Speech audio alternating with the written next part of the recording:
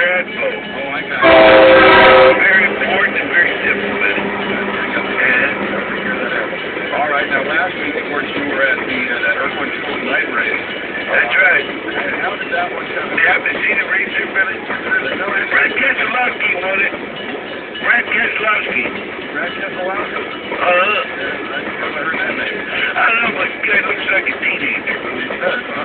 Yeah. Good driver, though. Well, good race, good for him. Does that make much difference in the standings then? I don't know if we're talking about it. Just like that, Tony Stewart, Dale Jr., still at night, still at he's playing there, Kurt Busch, and then Ryan Lewis and Kevin Pretty Boys in 6, down 2 Aubrey in the 5th, Carl Edwards in the 4th, up 2 Matt Hendrick in the 3rd, Jimmy Johnson and Kyle Busch are tied for first place right there. Tied in the lead, It's exciting. I can't wait for Jimmy to take action and knock Kyle off the top there, you know.